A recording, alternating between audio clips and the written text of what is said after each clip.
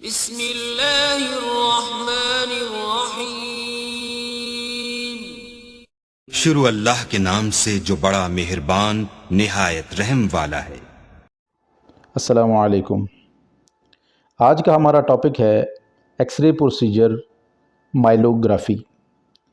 इसके बारे में हम बात करते हैं। सबसे पहले इंट्रोडक्शन है इसका, उसके बाद इंडिकेशंस हैं, किन कंडीशन में ये करवाया जाता है, कॉन्ट्राइंडिकेशंस हैं, इक्विपमेंट कौन सा इस्तेमाल किया जाता है और कंट्रास्ट कौन सा इस्तेमाल होता है, पेशेंट की प्रेपरेशन क्या होती है, उसके बाद माइलोग्राफी में पेशेंट की पोजीशन क्या होती है, lumbar puncture procedure, after care और कॉम्प्लिकेशन के बारे में बात करेंगे। माइलोग्राफी एक रेडियोग्राफिक एग्ज़ाम है। This is radiographic examination of spinal canal, spinal cord and nerve root. यानी रेडियोग्राफिक एग्ज़ाम है जो स्पाइनल कैनाल, स्पाइनल कॉर्ड और नर्व रूट का किया जाता है। इस प्रोसीजर के अंदर कंट्रास्ट इंजेक्ट किया जाता है थ्रू अ नीडल, जिसको कहते हैं एलपी नीडल भी कहते हैं, lumbar puncture needle, into subarachnoid space, जो स्पाइनल अराउंड स्पाइनल कॉर्ड के अराउंड सब अरेक्नाइड स्पेस होते हैं, उसके अंदर नीडल डाली जाती है, फिर कंट्रास्ट डाला जाता है, फिर प्रोसीजर किया जाता है। Myelography is often performed by a neurologist under the radiologist supervision. Myelography neurologist करता है, रेडियोलॉजिस्ट की सुपरविजन में ये प्रोसीजर रेडियोलॉजी डिपार्टमेंट में परफॉर्म किया जाता है। इसकी एनाटॉमी भी बात करते हैं। Spinal cord is the part of central nervous system, medulla oblongata and lumbar region. यानी ये स्पाइनल कॉर्ड जो है सीएनएस का हिस्सा होता है, इसमें मेडुला ऑब्लोंगेटा और लंबर रीजन होते हैं। इसके अंदर 31 पेयर्स होते हैं स्पाइनल नर्व के, 8 सर्वाइकल नर्व होते हैं, 12 थोरेसिक के नर्व होते हैं, 5 लंबर के, 5 सैक्रल नर्व होते हैं और एक कॉक्सिजल नर्व होता है। अभी हम बात करते हैं इसकी इंडिकेशंस की, यानी किन कंडीशन में करवाया जाता है। लिम्ब नमनेस, यानी जब सुन्न होती हो, वीकनेस एंड पेन होता हो लिम्ब के अंदर या वीकनेस महसूस हो रही हो, नैरोइंग ऑफ स्पाइनल कैनाल में कोई तंगी महसूस हो रही हो, या लोअर बैकेक हो, कमर का दर्द हो, हेर्निएशन हो, डिस्क प्रोलैप्स हो जाएं, या डिस्क स्पेस जो है वो स्लिप हो जाती हैं डिस्क अपनी जगह से, तो उस कंडीशन में भी ये टेस्ट करवाया जाता है। उसके बाद कोई ट्रॉमेटिक लीजन देखने के लिए स्पाइनल कॉर्ड की फिर करवाया जाता है। स्पाइनल कॉर्ड में ट्यूमर हो वो डायग्नोज करने के लिए ये किया जाता है। कंजेनिटल डिजीज़ अगर कोई हो उस कंडीशन में भी ये करवाया जाता है। डीजेनरेटिव चेंजेस स्पाइनल कॉर्ड के अंदर हों फिर करवाया जाता है। Problem with blood vessels to the spinal cord की में जो ब्लड वेसल्स हैं उनमें कोई प्रॉब्लम हो तो उस कंडीशन में भी ये टेस्ट करवाया जाता है। उसके बाद कंट्रा इंडिकेशन है, किन कंडीशन में ये नहीं करवाया जाता है, वो है सस्पेक्ट प्रेगनेंसी हो और ब्लड आ रहा हो CSF में फ्लूइड के अंदर, यानी सेरेब्रोस्पाइनल फ्लूइड में ब्लड आ रहा हो फिर नहीं करवाया जाता है। अरेक्नाइड जो है उसके अंदर कोई इन्फ्लेमेशन हो जाए, कंट्रास्ट से एलर्जी हो जाए, लंबर पंक्चर हुआ हो 1 हफ्ते के अंदर, या मेल फॉर्मेशन हो गई हो आर्टीरियो वेनिस में, फिर नहीं करवाया जाता ये। अच्छा, इसमें इक्विपमेंट कौन सा इस्तेमाल होता है। फ्लोरोस्कोपिक यूनिट होता है, स्पॉट फिल्म जिसमें होती हैं, और इस फ्लोरोस्कोपी की टिल्टिंग टेबल होती है।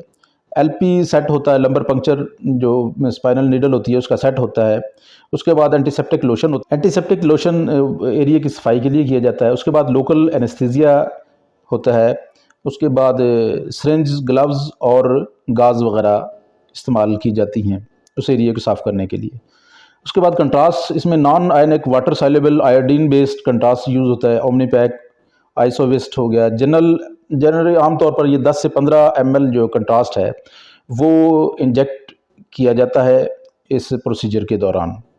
अभी हम बात करते हैं पेशेंट की प्रेपरेशन के लिए। इसके लिए all food and fluid intake should be stopped approximately 4 hours before the procedure, यानी प्रोसीजर से 4 घंटे पहले खाना पीना बिल्कुल बंद कर दिया जाता है। Pre procedure investigation report, blood urea, serum creatinine, blood sugar, bleeding disorder, previous medication slip वगैरह, यानी कि उसका ब्लड RFT करवा लिया जाता है, ब्लड शुगर करवा लिया जाता है, PT PTT के INR करवा लेते हैं। और उसके बाद उसकी पुरानी कोई मेडिकेशन हैं की स्लिप हैं वो इसलिए करवा ली जाती हैं कि खुदा ना खास्ता जब कंट्रास्ट देते हैं तो पेशेंट के लिए कोई कम्प्लिकेशन हो जाए तो उसका ट्रीटमेंट आसानी से किया जा सके। पेशेंट को जो अगर स्मोकर है तो उसको एक दिन पहले स्मोकिंग का बंद करवा दी जाती है। उसको पेशेंट को पूरे प्रोसीजर के बारे में बता दिया जाता है। कंसेंट फॉर्म पेशेंट से साइन करवा लेते हैं टेस्ट करने से पहले। उसके बाद पेशेंट को के कपड़े चेंज दिए जाते हैं। उसके कपड़े चेंज करवा के इन हॉस्पिटल गाउन पहना दिया जाता है। बाज़-औक़ात क्योंकि ये बड़ा तकलीफ़देह प्रोसीजर होता है, तो बाज़-औक़ात कोई आर्टिफैक्ट अगर पेशेंट के कपड़े पर हो तो वो प्रोसीजर के दौरान उतारना फिर मुश्किल हो जाता है, इसलिए कपड़े रिमूव करवा दिए जाते हैं। उसके बाद पेशेंट की जो टेस्ट करते हुए पोजीशन क्या होती है, वो है कि पेशेंट को लेफ़्ट लैटरल पोजीशन में उस फ्लोरोस्कोपिक यूनिट पे एक्स-रे टेबल पर लिटा लेते हैं। उसके नी और जो नेक है उसको बेंड कर देते हैं अंदर की तरफ, अब्डोमेन की तरफ। जिस तरह आप ये पिक्चर में देख रहे होंगे, इस तरह बिल्कुल उसको पेशेंट को बेंड कर दिया जाता है। उसके बाद पेशेंट का जो जहाँ पे लंबर पंक्चर करना होता है, वहाँ एंटीसेप्टिक लोशन से उसको वॉश कर लेते हैं और उसके बाद साथ ही लोकल एनेस्थीसिया दी जाता है। ज़ाइलोकिन वगैरह ये जो भी न्यूरोलॉजिस्ट बेहतर समझता है, वो उसको लगाता है। एनेस्थीसिया देने के बाद जो न्यूरोलॉजिस्ट है वो फ्लोरोस्कोपिक के अंडर ये देखते हुए L3 L4 के एरिया पर अमूमन एलपी करता है या लंबर पंक्चर करता है, नीडल वहाँ पे इंसर्ट करता है। तो ये फ्लोरोस्कोपी वीडियो में तस्वीर में भी आप देख रहे होंगे, तो यहाँ पर एलपी की जाती है। उसके बाद नीडल जब प्लेस हो जाती है उसका स्टिलेट रिमूव कर देते हैं और तकरीबन 10 ml जो है, जो CSF है फ्लूइड, वो ले लेते हैं उसको लैब टेस्ट के लिए और 10 ml फिर कंट्रास्ट उसमें इंजेक्ट कर दिया जाता है। फ्लोरोस्कोपी में देखते हैं जब कंट्रास्ट लगा दिया जाता है तो उसके बाद नीडल को रिमूव कर लेते हैं और जहाँ पे पंक्चर किया था एरिया का उसको सील कर देते हैं एंटीसेप्टिक गाज के ज़रिए। ये और इस कंडीशन में ये भी देखना होता है कि पेशेंट का सर जो है वो नीचे ना हो, बेंड ना हो, मतलब थोड़ा सा ऊपर रहे ताकि कंट्रास्ट ब्रेन की तरफ ना जाए और कोई कम्प्लिकेशन पेशेंट के लिए ना पैदा हो।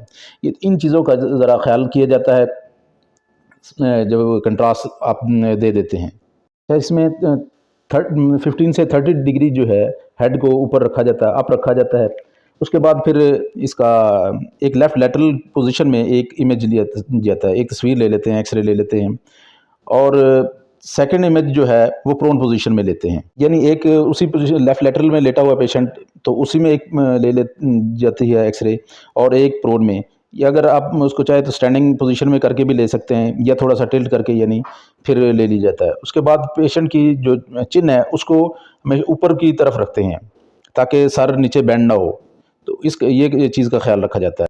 चिन को इसीलिए ऊपर रखते हैं कि हेड अप रहेगा तो कंट्रास्ट ब्रेन के अंदर, दिमाग के अंदर नहीं जाएगा और कॉम्प्लिकेशन से पेशेंट में बचा रहता है, तो इस चीज़ का भी ख्याल रखा जाता है।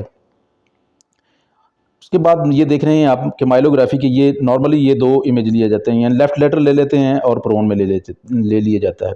अगर खुदा न खास्ता कहीं नैरोइंग आ रही है या कोई ब्लॉकेज है तो उसके लिए ऑब्लिक भी ले लेते हैं पोजीशन में, 2 व्यू या जितना जहाँ पे हो स्पॉट फिल्म में उसकी ले ली जाती हैं, तो वो ज़रूरत के हिसाब से लिया जाता है इमेज। उसके बाद इसकी आफ्टर केयर है, स्पाइनल नीडल जब रिमूव कर दी तो उस एरिया की बैंडेज कर देते हैं। उसके बाद पेशेंट को सेमी एरेक्ट पोजीशन में 15 से 30 डिग्री, 15 से 30 डिग्री उसका जो हेड है आप रखते हैं, यानी पिल्लो सर के नीचे रख देते हैं, पेशेंट को एडवाइस कर दी जाता है। और पेशेंट को ये भी बता दिया जाता है कि 1-2 दिन कोई फिज़िकल एक्सरसाइज नहीं करनी और उसके बाद पेशेंट को ये बताया जाता है कि ज़्यादा से ज़्यादा फ्लूइड लेना है, जूस और पानी का इस्तेमाल ज़्यादा करना है ताकि जो कंट्रास्ट है वो बॉडी से जल्द रिमूव हो जाए, तो ये पेशेंट को बता दिया जाता है। अच्छा जी, इसकी कॉम्प्लिकेशंस क्या हो सकती हैं? इसमें नर्व रूट डैमेज हो सकती है, मेनिंजाइटिस हो सकता है पेशेंट को, एपिड्यूरल एब्सेस हो सकता है और पेशेंट को कंट्रास्ट से रिएक्शन हो सकता है।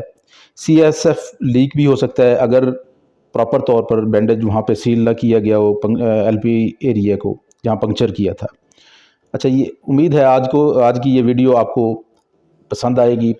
वीडियो पसंद आए तो लाइक कीजिए, शेयर कीजिए, चैनल पर नए हैं तो सब्सक्राइब करना ना भूलिए। हमारे चैनल के साथ जुड़े रहें। इंशाल्लाह नई वीडियो के साथ फिर हाज़िर होंगे। बहुत शुक्रिया। अल्लाह हाफिज़।